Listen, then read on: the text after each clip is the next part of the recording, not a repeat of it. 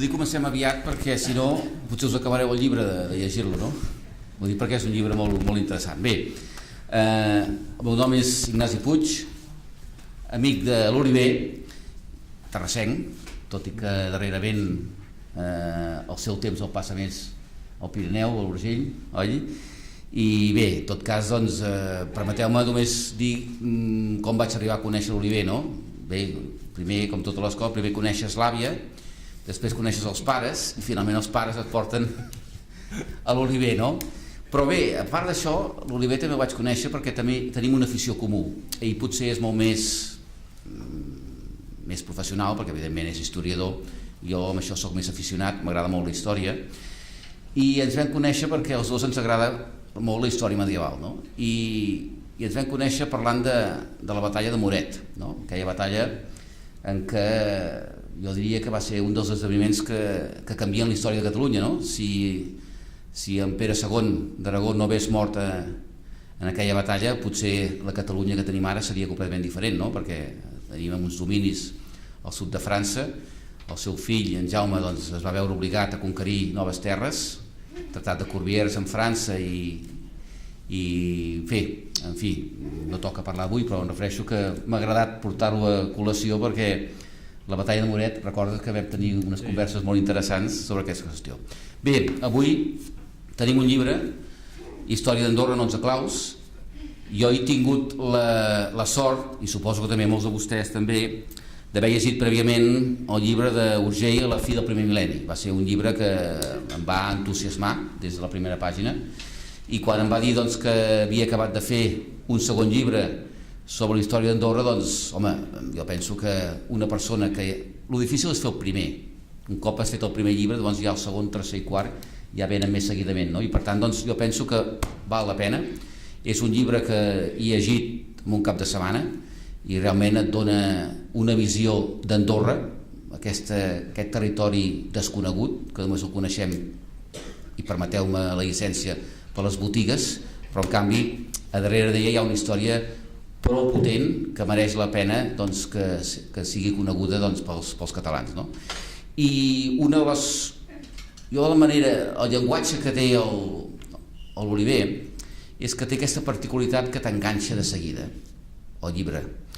I jo el primer que vaig fer va ser agafar la pàgina 11, que és on comença el primer capítol, de l'any 1000, que diu: tant la història llegendària com l'himne del Principat d'Andorra expliquen que l'emperador Carlemany va alliberar les valls andorranes del domini musulmà i va concedir un estatus jurídic propi als seus habitants. Podem dir que tal és la llegenda fundacional d'Andorra i, com totes les llegendes, es basa en una realitat parcial. Aquí comença el llibre. Convido doncs, que el disfrutin, almenys jo he disfrutat moltíssim, i ara seguidament passo la paraula a l'Òscar Gené perquè faci la presentació oficial d'aquest llibre. Moltes gràcies.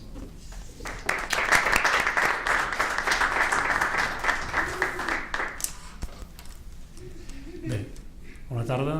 En primer lloc, moltes gràcies per aquest convit, per confiar una mica en aquesta presentació, que ara mateix, que dient això de Moret, no sé si estava previst o no. Jo he viscut al costat de Moret durant molts anys, i bueno, al costat entre Moret i Tolosa, i per tant suposo que això també ens porta en el fons en aquest àmbit pirinenc en el qual veig que molts ens movem sense voler.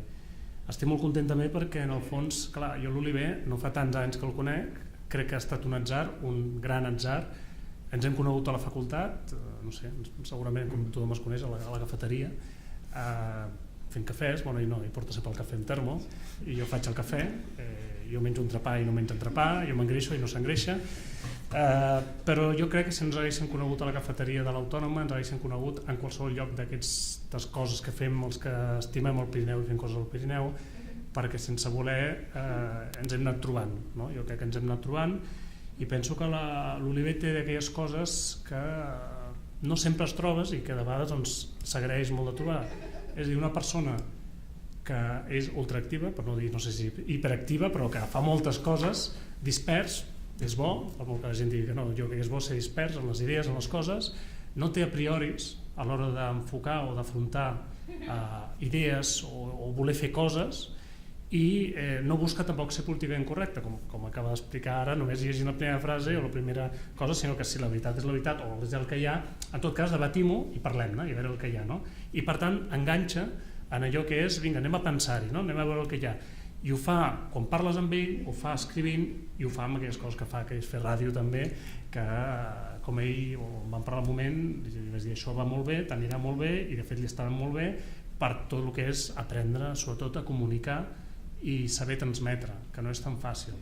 Si agaféssim 10 tesis d'aquestes que fan a les universitats, segurament 9 i mitja serien d'aquells tostons que són difícils de llegir, són pràcticament impossibles de passar a llibre, perquè són difícils, i per tant tot això que hi fa segur que l'ajuda a fer la seva recerca més acadèmica, a fer una tesi, a fer un treball de recerca com a mínim més entenedor, que en el fons es tracta d'això. Si tu fas una recerca es tracta de fer-la arribar a la societat que tingui algun servei, no?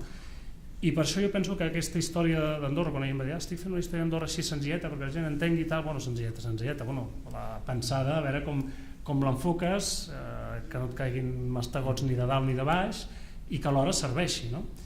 És veritat que quan m'ho va dir, vaig dir, ostres, això em recorda allò que feien abans els francesos, que és aquelles col·leccions del Causser, que eren de 128 pàgines, que existeix la història d'Andorra, una mica antiga ja, però clar, no deixen de ser 128 pàgines a una lletra, no sé si és una lletra 8 o una cosa així, molt petita i allò tot comprimit. I per tant, sí, allò servia de divulgació, però divulgació en un àmbit sempre molt acadèmic, no anava més enllà. I per tant, quan l'Oliver va dir fer això, jo vaig pensar, ostres, una gran idea, perquè servirà no només pels de fora, sinó evidentment també pels propis andorrans. No entraré en qüestions personals, però jo durant molts anys he anat a Andorra, conec Andorra, andorrans menys andorrans, allò que fan ells de dir, ets andorrà, no? Des de quan estàs aquí, etc. Però molts no saben realment per què són el que són, tots han sentit parlar dels mariatges i tots saben alguna cosa, no? I el fiter i això i l'altre, però ningú té una perspectiva, un mapa al cap que els digui, bueno, doncs hi ha això, i no tinguin aquests típics buits entre això del mariatge i el 1993. 1993, Constitució andorrana. I per tant, tenir això a les mans és una eina, és un instrument que penso que és bo tant per andorrans com per no andorrans. I quan dic això, i intentaré fer-ho així més o menys ràpid, és tan senzill com si algú no sabés res sobre Andorra diria per què existeix Andorra, no? Ens podríem preguntar per què existeix Andorra. Bueno, aquí tenim 11 claus per saber per què existeix Andorra, compreu, no? Això seria el primer que hauríem de dir.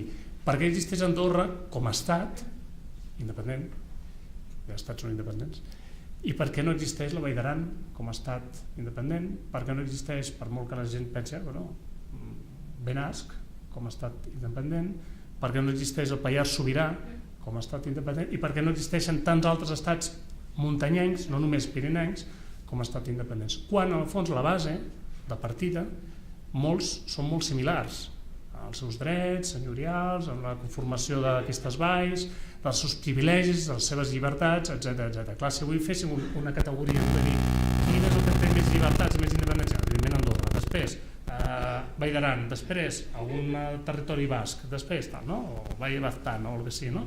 Anirem fent com una categoria, però tots tindrien un per què. I aquest ens permet entendre, ja ho he dit ahir, un cap de setmana o fins i tot en un dia, per què, no? I arribar a entendre el per què.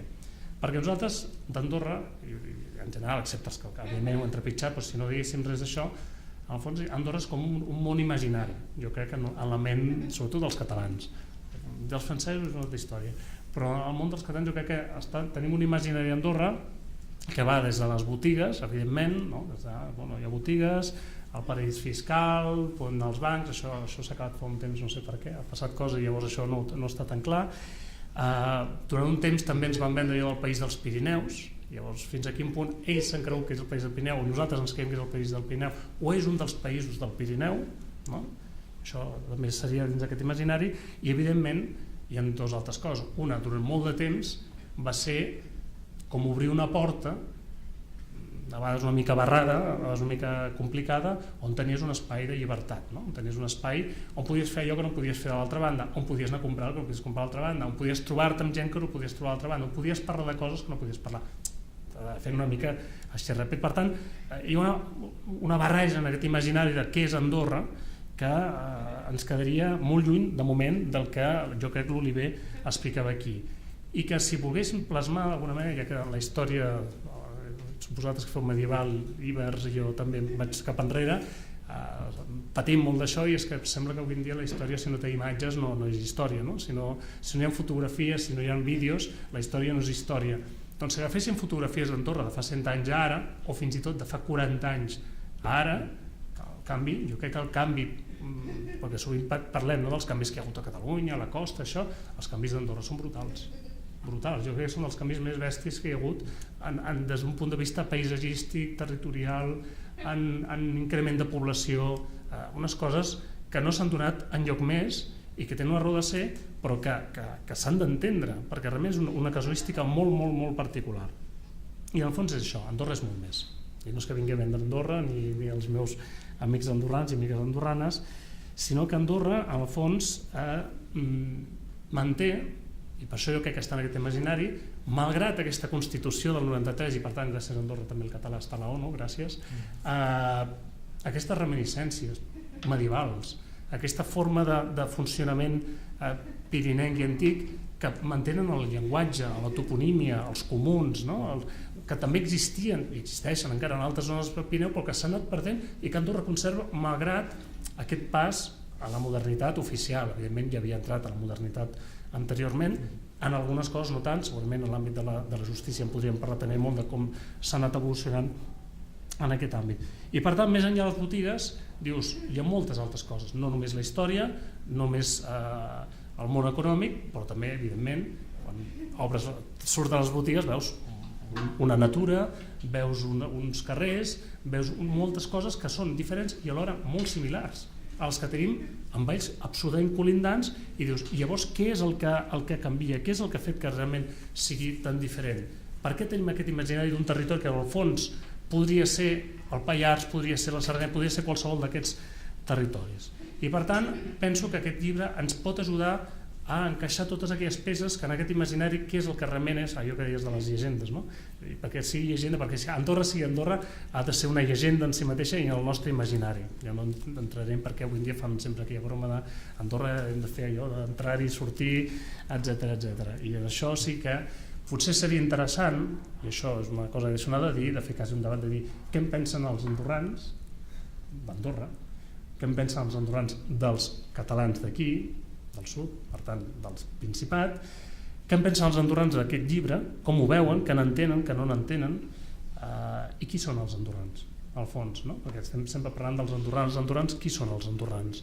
I això és una cosa no tan senzilla de respondre, perquè segurament si avui en dia anéssim a Andorra, que no sé si ha passat de població, però deu estar encara al voltant de 70.000 persones de població, no, d'andorrans, molts contestaran potser que són andorrans sense ser-ho, oficialment, o molts ho seran d'acord perquè potser fa 20 anys que hi són però no són andorrans, o ja no volen ser perquè els és igual, ja no els hi ve d'aquí, o altres ho han estat perquè han passat 25 anys on han pogut ser-ho, o altres ho han estat perquè la germana sí que va néixer abans del 74, llavors jo també puc ser-ho, perquè la meva germana com que va néixer abans del 74 llavors puc, però si va néixer després cap dels dos no ho era. Aquestes coses són i existeixen i han existit i per tant fan que sigui realment una cosa raríssima en la qual l'únic que és molt interessant preguntar als andorrans què és el que vosaltres veieu de gran diferència i què és us diran que són diferents i aquesta diferència que nosaltres no entenem perquè ens costa, però si sou catalans, parleu català, esteu aquí al costat, teniu una frontera, però aquesta diferència els fa també tenir aquesta llibertat, els fa també tenir aquesta casuística, els fa poder decidir o no i clar, el que caldria entendre és com s'ho han fet per arribar fins aquí, per poder tenir aquesta independència i no ho explicaré perquè això li toca a mi explicar-ho, com s'ha arribat perquè ells hagin pogut mantenir aquestes llibertats fins al punt de ser estat i com altres valls pirinenques no ho han pogut fer, hi ha un perquè lògic però que no és tan lògic si no t'ho expliquen, no? I per tant els andorrans et diran doncs nosaltres som andorrans i una de les coses que nosaltres sempre volem protegir, malgrat que volem que siguin obertes, són les fronteres. No, allò que sempre diem, a Europa les fronteres han de ser obertes, no parlant de les terceres fronteres ni dels Frontex ni de coses d'aquestes, però dins de la Unió Europea aquella idea de que les fronteres han de baixar-se, de que s'han de fer coses en comú, per exemple a Cerdanya, no? L'Hospital Transfronterer, i hem de comunicar, i hem de fer eurodistrictes, etc. Andorra jo crec que no té cap problema en fer-ho, sempre quan hi hagi la frontera, perquè sense frontera, almenys mentalment, en el seu imaginari, aquí aniríem allà, jo penso que sí que entraria aquella idea de... Sí, és una identitat que es basa molt en aquesta diferència que no és una diferència cultural, que no és una diferència territorial des del punt de vista de ni arquitectura, ni formes de treball, ni formes de vida, ni anar a dormir a certes hores o sopar a certes hores, però sí amb una identitat pròpia marcada per aquests límits que els hi permet haver estat o haver decidit o haver fet i haver arribat fins al segle XXI d'aquesta manera. Llavors, en què coincidim amb els andorrans? Això no ho posa aquí. Jo penso que això entra dins de l'imaginari de cadascú. Evidentment, jo crec que els catalans sempre han tingut també aquesta voluntat de ser diferents, no sé fins a quin punt, però també hi ha aquesta cosa de voler mantenir institucions, de ser no sé què. Els andorrans són lliures a 800 metres d'alçada com a mínim, no? I anar pujant, però ho són.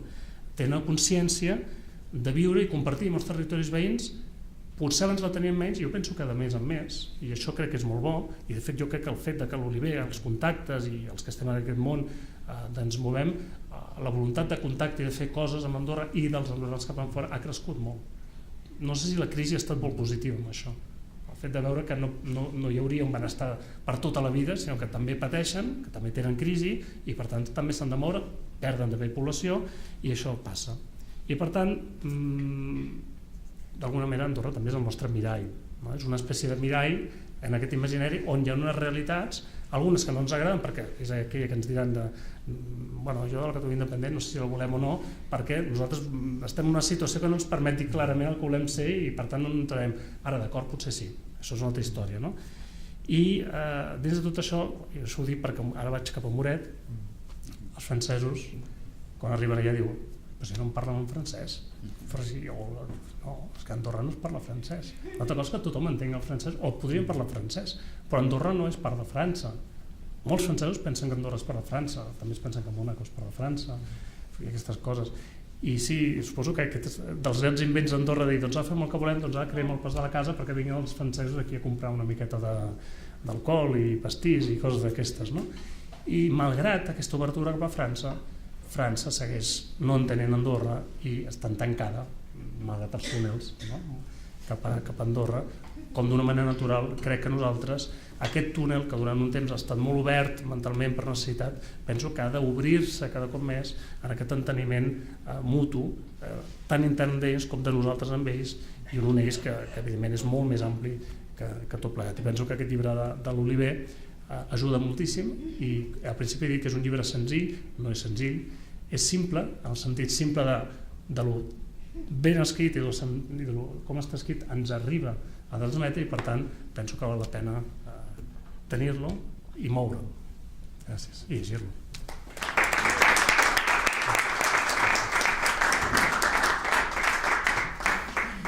Bé, bona tarda a tothom. Gràcies primer de tot a l'Ignasi Puig per haver organitzat aquesta presentació. Ja feia temps que parlàvem de la possibilitat d'organitzar un acte d'aquestes característiques ja al voltant del llibre d'Usell al fi del primer mil·lenni, però al final no es van donar les circumstàncies. Quan vam començar a parlar ja havia sortit aquest i vam creure interessant que fos aquest el que es presentés. També moltes gràcies a l'Òscar quan portes un especialista tan gran en tants temes, en aquest cas també, com veieu, amb el tema andorrà, el que pugui dir jo ara sembla que pugui ser poc, no? Però bé, cap i a la fi, per això l'hem convidat, per això l'hem fet venir avui i moltes gràcies perquè també sé que aquests dies últimament són estressants i sempre fer un forat a l'agenda és agraït. L'agraïment també a vosaltres per haver vingut, si no tindria sentit haver fet aquesta presentació, i també l'agraïment a l'editor del llibre, a l'editor d'ANM Editors, en Josep Villarès, que també ens acompanya aquesta tarda, i que al cap i a la fi ell és una mica el culpable d'aquest llibre, perquè al cap i a la fi jo estava interessat en la història d'Andorra des de feia temps, com a medievalista, Andorra és un exemple interessant, un cas d'estudi molt interessant, i quan el Josep em va proposar de tirar endavant aquest estudi, a mi em va semblar una proposta molt interessant que realment no només em permetria escriure un llibre, sinó que a més em permetria jo aprendre moltes coses que crec que és el que m'enduc sobretot de la publicació d'aquest treball. A partir d'aquí, algú es podria preguntar fins a quin punt és necessari fer una presentació d'un llibre d'Andorra a Terrassa. A part que jo pugui ser nascut o no a la ciutat, sembla que no no, escolta, història d'Andorra ho presentem a Andorra, història de Catalunya ho deixem a Catalunya, i realment no, realment penso que hi ha una necessitat d'entendre Andorra. Avui en dia s'està parlant moltíssim d'Andorra als mitjans de comunicació, a molts nivells, tant a nivell polític, tant a nivell de qüestions econòmiques, a nivell de turisme, etc., moltes qüestions, i penso que realment hi ha una necessitat de conèixer el que comentava l'Òscar, no? Andorra com a tal, què és aquesta història secular, com és que ha arribat fins aquí i com és que avui en dia és un estat sobirà, perquè no ens podem limitar a entendre simplement Andorra, és un país, és un estat independent, i a partir d'aquí no entrar més en profunditzar totes aquestes qüestions. Per tant, la idea de presentar Terrassa era també la idea d'explicar una mica què és Andorra fora de l'àmbit pròpiament andorrà. I més, com també comentava l'Òscar, quan Andorra és aquest mirall, sobretot en aquests dies, en aquests moments històrics que viu el Principat de Catalunya, que no sabem cap on aniran, però que no deixen de ser històrics, penso que Andorra, i això ho resumia molt bé l'Antoni Pol en un petit article que va publicar en un llibre que es diu Una memòria compartida, una col·lecció que també dirigeix l'Òscar, que deia que Andorra és la quinta essència de la catalanitat, no? Perquè Andorra és el que ens emmirallem nosaltres, els catalans, sobretot els catalans que volen aconseguir un estat i que veuen Andorra el seu far, el seu objectiu polític per aconseguir un estat, per aconseguir el que sigui, però és la quinta essència de la catalanitat. Per tant, jo penso que era interessant fer aquesta presentació i ja entrant una mica en matèria, no entraré molt a explicar el contingut del llibre. Ja ho heu vist, és un llibre relativament primet, que no vol dir que no sigui dens, però si entro a explicar moltes coses, després no us quedarà interès per llegir-lo. I jo crec que el que és interessant és que marxeu d'aquí amb les ganes de voler-ne saber una mica més, d'endur-vos el llibre a la tauleta de nit i de llegir-vos-el.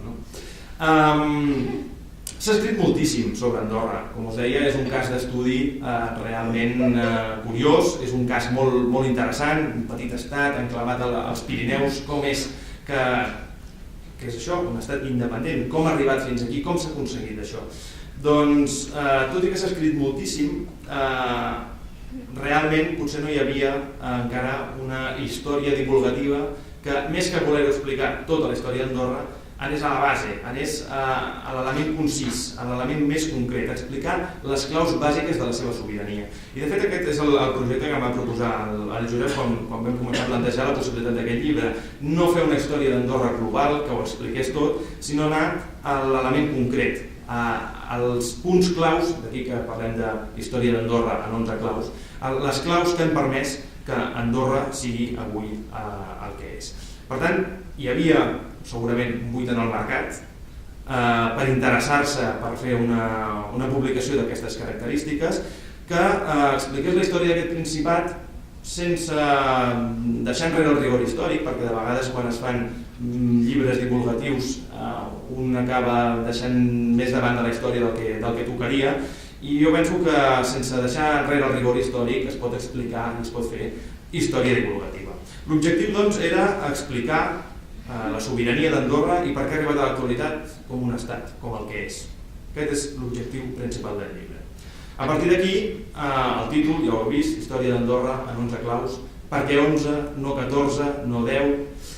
En realitat, podem dir que són 10 més 1. Això ja us explicaré per què després, però el nombre de claus, en realitat, hagués quedat molt maco que haguessin sigut 10 claus només, perquè potser a nivell comercial hagués quedat una mica millor. De fet, el títol provisional del llibre, quan treballàvem en el projecte, era Història d'Andorra en 10 dates. El problema és que una cosa era el projecte inicial i després, quan ens vam adonar que realment la història d'Andorra no s'explicava, o la sobirania d'Andorra no s'explicava només en 10 dates, en 10 moments històrics, sinó que necessitàvem 11. I per això hem elegit aquest nombre, no perquè quedi més bé o quedi més malament. Hem intentat agafar la història, hem intentat resumir-la, hem intentat buscar els punts claus i en total n'hi havia 11. Però més que 11 podríem dir que n'hi ha 10 més 1. 10 més 1 perquè 10 són els moments que han anat construint el Principat a poc, han anat permetent que es constituís com a entitat diferenciada, que tingués uns avatars històrics. Però hi ha una clau, que és l'última de totes, que és la del 1993, que ja la comentava l'Òscar, que és l'etapa de l'inici d'un nou moment, d'una nova era, gairebé podríem dir que és un nou any zero andorrà, que és la Constitució. Bàsicament perquè la història d'Andorra, sovint els andorrans no han estat els protagonistes de la història d'Andorra. Sovint la història del Principat s'ha discutit més a París, a Madrid o pels avatars històrics d'altres territoris pròxims, els bisbes d'Urgell, que també tenen un paper molt clau, els comtes de Foix, els vescomtes de Castellbó, tots ells han jugat el seu protagonisme històric, han tingut un paper molt important, però els propis andorrans poques vegades han pogut participar directament de la seva història.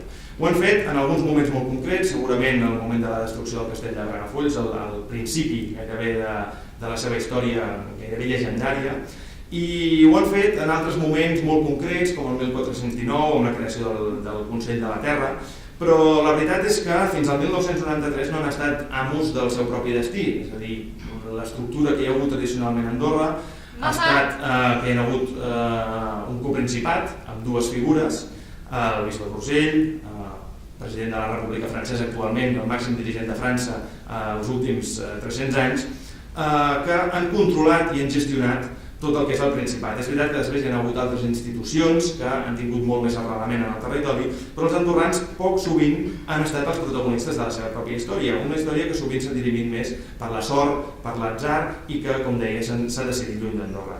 Per tant, el llibre, com us dic, són 10+1, 10 moments que expliquen com s'ha anat configurant tot aquest territori i l'últim moment, aquest 1993, que dona el tret de sortida al moment a partir del qual els andorrans són amos i senyors del seu propi destí.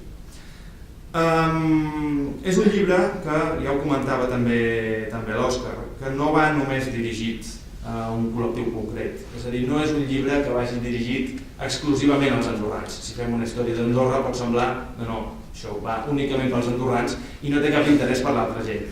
De fet, el que ens havíem plantejat de bon principi, i de fet ho hem intentat fer a la redacció del llibre, era que el llibre interessés als andorrans, però que també interessés a la gent de fora d'Andorra, perquè al cap i a la fi era un col·lectiu de gent, una gent que realment no coneix suficient la història d'Andorra. I això s'ha demostrat en moltes ocasions, i ja no només lluny d'Andorra, sinó aquí mateix a casa nostra. De vegades s'han fet documentals, recordo un desafortunat documental a TV3 sobre el tema del contraban de tabac, etc., que deixava una imatge d'Andorra ben galdosa i que realment no tenia cap tipus de relació amb la realitat del país. Però és aquesta sensació de desconeixement, de poc interès, i que realment, sí, Andorra és un estat, és aquest destí de compres, és aquest destí on poder anar baixant uns grans formatges, grans quantitats de sucre, Toblerone, alcohol, tabac, però que no hi ha res més.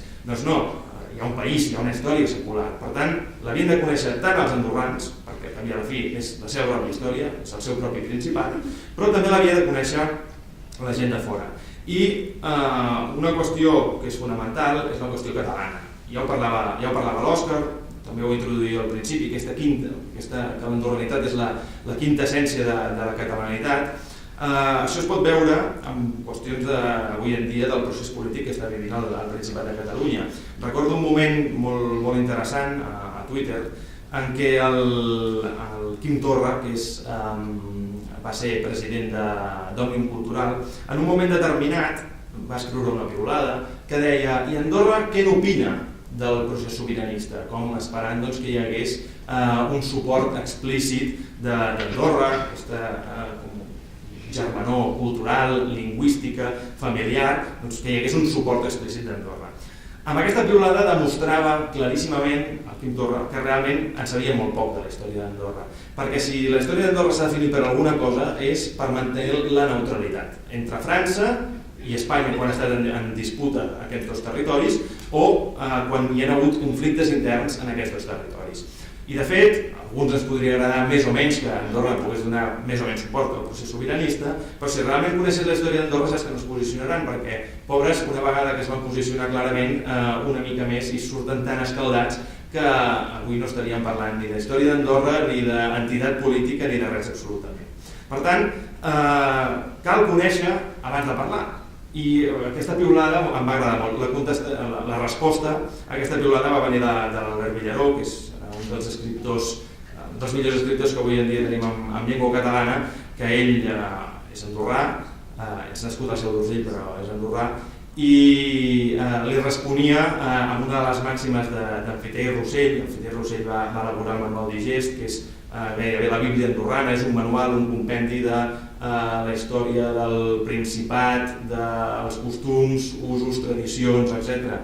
del Principat d'Andorra, i al final el Amfiteu i Rossell posava un seguit de màximes que havien d'ajudar al bon governant d'Andorra per tal de tirar endavant correctament el territori.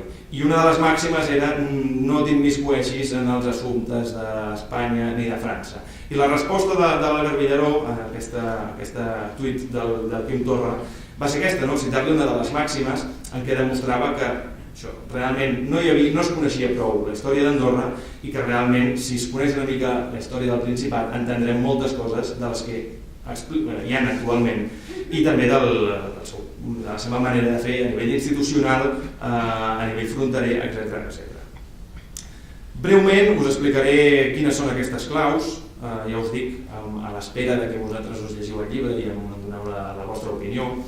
La primera de totes elles és aquesta destrucció del castell de Bragafolls, que marca l'inici d'una creació del que podríem dir una situació diferent per les Valls d'Andorra. Les Valls d'Andorra formaven part del comtat d'Urgell, però de cop i volta l'interès dels comtes per la frontera meridional cap a la zona de Balaguer i la destrucció i els problemes del castell de Bragafolls, que era un castell comtal contra qui els andorrans es van revoltar, va fer que els comtes perdessin interès per Andorra i els bisbes comencessin a posar la primera pedra del futur feu andorrà. Aquesta primera data és molt important perquè explica, per exemple, perquè avui en dia, com que Andorra no va passar per un intens procés de feudalització, doncs perquè avui en dia hi ha la quantitat de béns comunals que hi ha, cosa que no passa en d'altres territoris, i moltes altres qüestions. I de fet, la qüestió llegendària que ens llegia l'Ignasi al principi d'aquesta presentació té molta relació amb aquest fet d'Andorra el 985. Tota aquesta qüestió de la llegenda de Carlemany, evidentment no va existir, es basa en uns documents falsos, però hi ha una realitat, i aquesta realitat sí que realment hi va ser, hi ha una base real, i va ser aquesta destrucció del castell de Bragafolls i les seves conseqüències. Un tema que justament està molt poc explicat i que de fet amb l'Òscar anirem a explicar-ho, bueno, ho explicaré jo i explicaré un altre tema, anirem a un congrés a França a parlar d'aquesta qüestió que també pot ser interessant aprofundir-hi. A partir d'aquí entrem ja plenament a la història medieval. Hi ha tres moments clau, podríem dir. Primer de tot, el 1133, que és quan els bisbes compren tot el territori andorrà. A partir d'aquí ells afirmen el seu poder sobre aquest territori, creen el feu andorrà. I després, quan comença totes les qüestions de conflictes entre els Castellbò, els Foix, amb els mateixos bisbes, per interessos territorials que afectaven Andorra i afectaven altres territoris pirinencs, però que al cap i a la fi van acabar configurant a partir dels pariatges, que ho descobrireu en el llibre que són, a partir dels pariatges van acabar configurant aquesta mena de doble poder, que és un únic poder. Això és una mica com la Trinitat, no? És un únic poder, però alhora està dividit en dues cares, la cara del bisbe d'Urgell i la cara dels comtes de Foix, que després van passar a ser reis de Navarra i després van esdevenir reis de França en la figura dels Borbons. Per tant, la història medieval s'explica amb aquestes dates i després ja podríem entrar més en altres qüestions, com són el 1419, que hi ha la creació del Consell de la Terra, l'entronització dels Borbons a França, que fa, com us comentava, que els cosenyors d'Andorra siguin, a més, màxims dirigents del territori francès. Després entrem en època moderna, que hi haurà altres conflictes, com per exemple aquest que us comentava, que els andorrans es van posicionar en un moment determinat i van estar a punt de perdre la seva sobirania, que va ser en un moment que també aquí a Catalunya en sona molt, que és el 1714,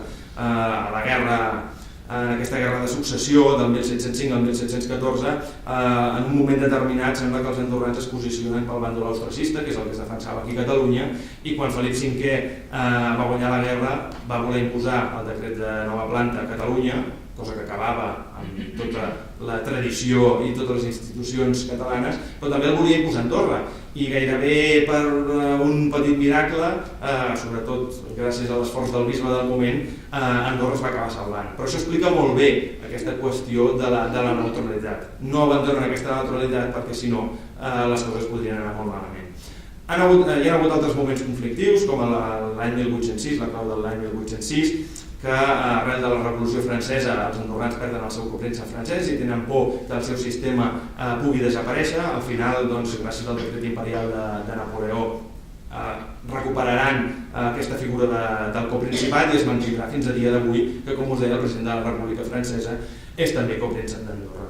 I arribant ja més al món contemporani, podem parlar de la nova reforma del 1866, que suposa l'inici d'una modernització política encara molt limitada, que tindrà molta més força a partir del 1933, quan hi hagi la revolució, entre cometes, andorrana. No ens podem plantejar una revolució com va ser la Revolució Francesa, però sí que hi va haver un moviment polític molt intens aquell any 1933 que va canviar moltes coses.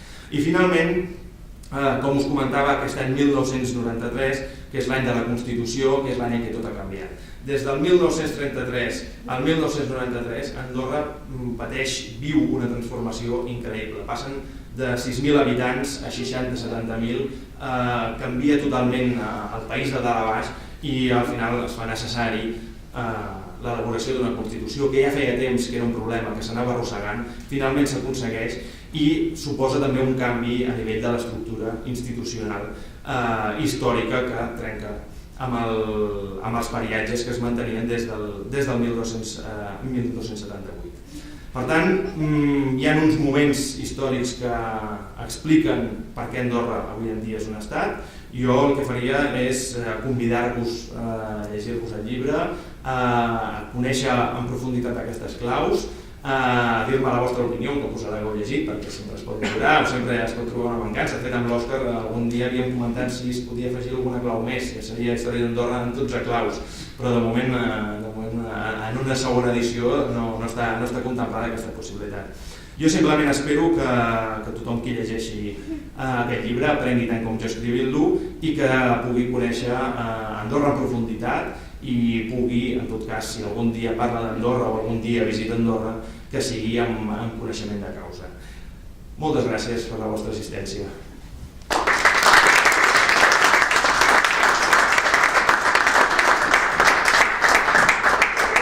Moltes gràcies, Oliver. Jo penso que amb el tast que ens ha donat de història, segurament avui aquest vespre començarem molts de nosaltres, jo ja no, però molts de vosaltres, també segurament que sí, molts de vosaltres començareu a llegir-lo. Bé, com és tradicional, com és el costum, com és habitual, sempre hi ha la possibilitat de que algú pugui adreçar alguna pregunta a l'autor del llibre, no? Per tant, si algú té algun dubte o vol preguntar alguna cosa, si no, jo en faré un almenys. No? Bé, per què comences la història d'Andorra l'any 1000?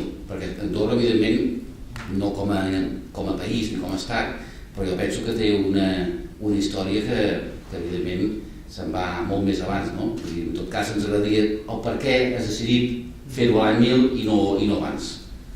Sí, és una qüestió interessant, sobretot perquè realment, com tu dius, moltes històries d'Espanya, de Catalunya, comencen a la prehistòria, no? Comencen gairebé amb els primers pobladors humans en el territori. Però això no seria la història d'Andorra. En aquest cas, si expliquéssim l'època en què va passar Aníbal pel Pirineu i va trobar els andosins que possiblement eren els andorrans, si és que és veritat això no seria la història d'Andorra. En tot cas, seria la història dels habitants que vivien en el territori geogràfic que després seria Andorra. Jo penso que quan parlem d'història d'Andorra o d'història de Catalunya cal començar en els orígens polítics d'aquella comunitat i per tant si comencéssim en el cas de Catalunya ho hauríem de fer, podríem començar per exemple amb les invasions musulmanes que després van portar la contrarèplica dels carolingis i a partir d'aquí les primeres dinasties comtals que van començar a donar forma a uns comtats que a partir d'aquí van evolucionar i va haver una sobirania barcelonina que va anar incrementant-se i centralitzant-se donant lloc al Principat de Catalunya. Per tant, en el cas català, Per posar-nos molt en els antecedents ens posaríem, penso, en el moment de la conquesta islàmica, perquè els visigots no van deixar estructura suficient perquè puguem considerar que ja eren antecedents de la història de Catalunya. En el cas d'Andorra passa igual, al moment fundacional tenim els primers documents que parlen d'Andorra com a territori geogràfic delimitat, decrets imperials de Carles el Calb el 835-860 aproximadament, tenim un parell, i és aquí quan comença a delimitar-se un territori geogràfic, que a partir d'aquí hi haurà unes comunitats que formaran part del comtat d'Urgell i que quan a finals del segle X, el 1985-88, o potser una mica abans, hi hagi la destrucció d'aquest castell de Bragafolls, és quan començarà ja pròpiament la història més política d'Andorra. És aquí on deixem de fer història del territori geogràfic d'Andorra per fer història pròpiament d'Andorra. Molt bé, gràcies. Hi ha alguna pregunta? Doncs, si sembla bé, aixequem l'acte i abrigueu-vos bé a l'hora de sortir. Gràcies. Moltes gràcies.